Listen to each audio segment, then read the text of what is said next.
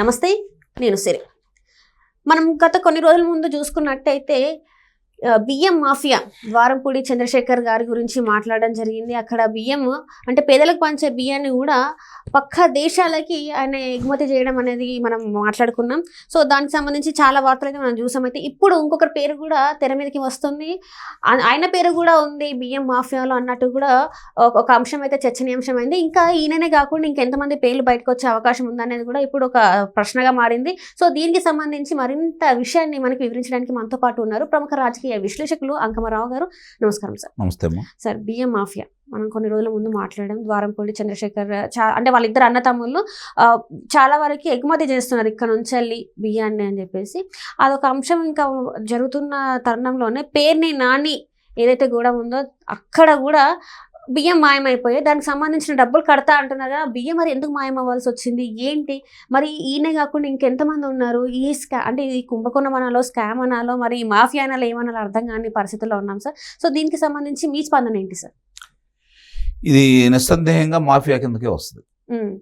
ఎందుకంటే మనం కనుక మొట్టమొదటి గమనిస్తూ ఉంటే ఇది అంకురార్పణ ఈరోజు జరగలేదు. 2004లోనే దీనికి పునాది పడింది. అప్పటి నుంచి జరుగుతూ ఉన్నాయి. అది వెలుగులోకి ఇప్పుడు బహిర్గతమైంది. గతంలో 1-2 సార్లు దీని గురించి మాట్లాడుకున్నా ఈ 5 సంవత్సరాల విచ్చలవిడితనం అయిన తర్వాత 2019 నుంచి 2024 తర్వాత అది ప్రధాన అంశమైంది. దానికి తోడు ఈ కూటమి ప్రభుత్వం అధికారంలోకి వచ్చిన తర్వాత ఈ అంశాలన్నీ తోడి బయటికి అవుతూ ఉంటే కాకినాడ ప్రధాన కేంద్రంగా మొదలుపెట్టినటువంటి దీనికి సంబంధించినవన్నీ ఆంధ్ర రాష్ట్రంలో ప్రతి మండలంలో కూడా దీనికి యొక్క ఆనవాళ్ళు ఉన్నాయనేది స్పష్టంగా అర్థమైపోతూ ఉంది. ఎందుకంటే అన్ని సాట్ల నుంచి సేకరించినటువంటి బియ్యాన్నే వాళ్ళు అలా తరలించడం కూడా జరిగింది. దానికి స్థానిక నాయకత్వం, స్థానిక శాసనసభ్యులు, మంత్రులు, అలాగే అధికారులు ఇంతమంది సహాయ సహకారాలతోటి వాళ్ళు ఇంత విచ్చలవిడిగా చేయటం కూడా జరిగింది. అసలు వాళ్ళు ఒక ప్రణాళికాబద్ధంగా అంటే 1997లో కాకినాడ పోర్టుకు ప్రారంభం జరిగినప్పటి నుంచి 1999లో ఎప్పుడైతే కేవీ రావు గారికి అవి డకలు చేశారో ఆ రోజు వాళ్ళు తీర్మానం చేసిన ప్రకారం 1999 నుంచి 2019 వరకు అంటే 20 సంవత్సరాలు అతని ఆధీనంలో ఉండేటట్లు, ఆ తర్వాత 2 విడతలుగా 5 సంవత్సరాలు అంటే 10 సంవత్సరాలు 2029 వరకు అతని ఆధ్వర్యంలో ఉండేటట్టు 41% చిల్లర, తరువాత అది ప్రభుత్వాన్ని డకలయ్యేటట్టు ఒప్పందాలు ఉన్నాయి. అట్లా ముందుకెళ్ళారు దాన్ని. అది చంద్రబాబు నాయుడు గారు దానికి సంబంధించిన సెజ్జు కూడా ఏర్పాటు చేశారు. ఆ కాకినాడ సెజ్జుకు సంబంధించి కొంత భూమిని సమీకరించడం కూడా జరిగింది. ఆయన 2003లో సరే, అది ఆయన 2004లో ప్రభుత్వం ఓడిపోయింది, వీళ్ళు వచ్చారు. 2003 దాకా ఆయన ప్రభుత్వం అంటే మళ్ళీ రాజశేఖర రెడ్డి ముఖ్యమంత్రి అయ్యేంత వరకు దీని మీద పోరాటం చేశారు. చంద్రబాబు నాయుడు అక్రమాలు చేస్తున్నాడు, సెజ్జును అట్లా చేస్తున్నాడు, లేకపోతే కాకినాడ పోర్టుని ఇలా చేస్తున్నాడు అని చెప్పని రకరకాలుగా ఆయన బెనామీ అని చెప్పని రకరకాలుగా గొడవ చేశారు. ఆ గొడవ చేసినటువంటి రాజశేఖర రెడ్డి గారు అధికారంలోకి వచ్చిన తర్వాత, ముఖ్యమంత్రిగా అయిన తర్వాత ఇదే రాజశేఖర రెడ్డి గారు దాన్ని 2029కి స్వాధీనం అయ్యేదాన్ని ఇంకొక 20 సంవత్సరాలు పెంచాడు. 99 నుంచి 2029కి ప్రభుత్వ పరం అయ్యేదాన్ని 20 సంవత్సరాలు 30 సంవత్సరాలు చేశారు. 5 సంవత్సరాలది 10 సంవత్సరాలు చేసుకుంటూ వచ్చారు. అంటే 50 సంవత్సరాలు చేశారు. మరి చంద్రబాబు నాయుడు గారి యొక్క బెనామీ అయిన తర్వాత వీళ్ళు ఎందుకు చేశారు? వాళ్ళే కదా గొడవ చేసింది. ఇన్ని అంశాలు ముడిపడి ఉన్నాయి దీంట్లో.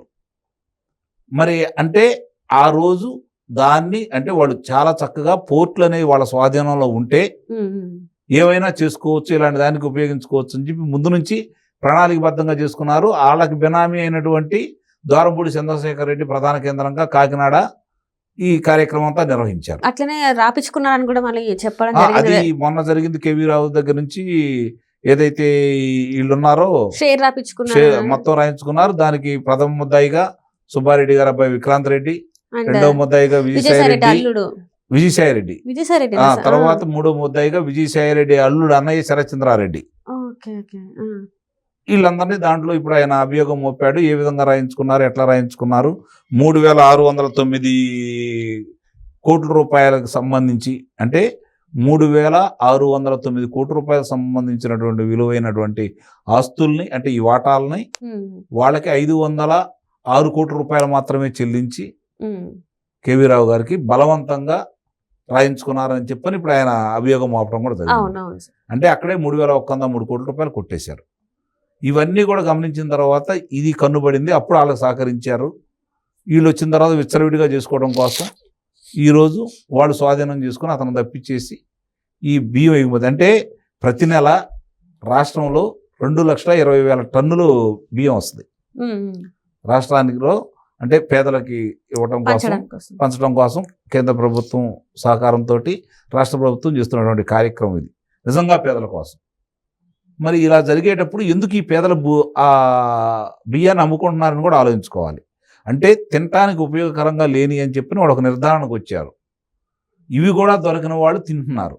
అవసరం లేని వాళ్ళు 10 రూపాయలకి, 12 రూపాయలకి, 14 రూపాయలకి, అధికంగా 14 రూపాయలు మాత్రమే వాళ్ళకి చెల్లించి, అంటే అది 14 రూపాయలు మండల స్థాయిలో వాళ్ళకి చెల్లించేసి గోడౌన్లకు మిల్లర్లకు మళ్ళించుకొని అక్కడి నుంచి గోడౌన్ల ద్వారా ద్వారంపూడి చంద్రశేఖర్ రెడ్డి గారి కంటే చేరవేయడానికి 24 రూపాయలకి ఇస్తున్నారని చెప్పని మనకు ఉన్నటువంటి సమాచారం. అంటే వాళ్ళు ఎంత తక్కువగా అమ్ముకుంటున్నారు. అదే బియ్యాన్ని ప్రభుత్వం ఈరోజు వాళ్ళకి రాయితీలు ఇవ్వడం కోసం 40 రూపాయల పైచిల్లర చెల్లిస్తూ ఉంది. అదే నాణ్యమైన బియ్యం కనుక ఇంకో 10 రూపాయలు అదనంగా ఇచ్చేసి అది తగ్గించేసి వాళ్ళకి ఇస్తే నాణ్యమైన బియ్యం తింటారు వాళ్ళు. ఓ 10 రూపాయలు వీళ్ళ దగ్గర వసూలు చేసుకున్నా కూడా ఇస్తారు వాళ్ళు, కొనుక్కుంటారు. ఎందుకంటే బయట 50 రూపాయలు కొనుక్కుంటున్నారు వాళ్ళు, దొరకవు కదా వాళ్ళకి, వాళ్ళు ఇటు కొనుక్కుంటున్నారు. ఆ కొనుక్కునేదో వాళ్ళకి ఇట్లా చేస్తే మేలు జరుగుతూ ఉంటుంది. కాబట్టి వాళ్ళు అలా అమ్ముకుంటున్నారు కాబట్టి వాళ్ళ బలహీనతను వీళ్ళు సొమ్ము చేసుకుంటున్నారు. రెండోది ఇది మొత్తానికి ఒక మాఫియాగా ఏర్పడి అక్కడ గోడౌన్లు నిర్మించుకొని, ఏది దక్షిణాఫ్రికాలో గోడౌన్లు నిర్మించుకొని అక్కడ అమ్ముకునే విధంగా వాళ్ళే చెప్తున్నారు కదా, అది బహిరంగ రహస్యమే కదా, వాళ్ళే దాచుకోవట్లేదు కదా. ఎగుమతి చేయడం, బియ్యం ఎగుమతి చేయడం అనేది తప్పేం కాదు. అదే మాట్లాడుతున్నారు వాళ్ళు. ఇవన్నీ కూడా ఇప్పుడు వరుసన ఒక్కొక్క అంశాలను బయటకు వస్తుంది. బియ్యం ఎగుమతి చేయడం తప్పు కాదు. ఎప్పుడు మిల్లర్ల దగ్గర తీసుకొని వాళ్ళకి అనుమతులు ఉంటే, రవాణా చేసుకోవడానికి అనుమతులు ఉంటే బియ్యం ఎగుమతి చేసుకోవాలి. అక్రమంగా ఎగుమతి చేస్తున్నారని కదా ఇప్పుడు అభియోగం. వాళ్ళైతే మేము తప్పు చేయట్లేదు అని చెప్పేసి ప్రెస్ ముందు అది రేపు పొద్దున న్యాయస్థానంలో వాళ్ళు నిరూపించుకోవాల్సిన అంశం కనపడతా ఉన్నాయి కదా, ఎక్కడ బియ్యం ఏంటి అనేది. ఇప్పుడు నిన్న మనోహర్ గారు వెళ్ళి బియ్యాన్ని స్వాధీనం చేసుకున్నారు కాకినాడ పరిసర ప్రాంతాల్లో, ద్వారంపూడి చంద్రశేఖర్ రెడ్డి గారికి సంబంధించి అని చెప్పని చెప్తా ఉన్నారు. మరి అందుట్లో బియ్యం కూడా 45,000 టన్నుల బియ్యం ఈరోజు మన దొరికినటువంటి షిప్లో ఉన్నాయని చెప్పని గుర్తించడం కూడా జరిగిందని చెప్పని ప్రచారం జరుగుతూ ఉంది. మరి ఎలా వెళ్ళినాయి అక్కడికి, ఎవరి ప్రమేయంతో వెళ్ళినాయి? ఇప్పుడు ఇందాక మీరు అన్నట్టు పేరు నాని గారి గోడౌన్లకు సంబంధించి 2, మచిలీపట్నంలో ఉన్నటువంటి గోడౌన్లు 2 సంబంధించిన దాంట్లోంచి 250 టన్నుల బియ్యం లేవు అని చెప్పని గుర్తించారని, అది పొరపాటు అయితే నేను డబ్బులు కడతానని చెప్పని లిఖితపూర్వకంగా పేరు నాని గారు ఇచ్చారని చెప్పి చెబుతున్నారు కదా. అంటే ఇన్ని అంశాలు ముడిపడి ఉన్నాయి దీంట్లో. అంటే ఇంకెంతమంది బయటకు వస్తారో దీనికి సంబంధించి. సహకరించిన వాళ్ళు బయటికి రావాలి, అధికారులు బయటికి రావాలి, శాసనసభ్యులు బయటికి రావాలి, ఎవరైతే స్థానిక నాయకులు ఉన్నారో ఎవరు సేకరించారో వాళ్ళు రావాలి, సమీకరించడానికి అవకాశం కలగజేసిన గోడౌన్లుగా ఎవరు అనేది తెలియాలి, ఏ మిల్లర్లు దాన్ని సమీకరించాలో తెలియాలి. ఇన్ని విషయాలు ముడిపడి ఉన్నాయి. ఇవన్నీ కూడా ఒక్కొక్కటి బయటకు వస్తే పుట్టబగిలి చీమలు బయటకు వచ్చినట్టుగా అన్ని విషయాలు బయటకు వస్తాయని అయితే నేను భావిస్తున్నాను.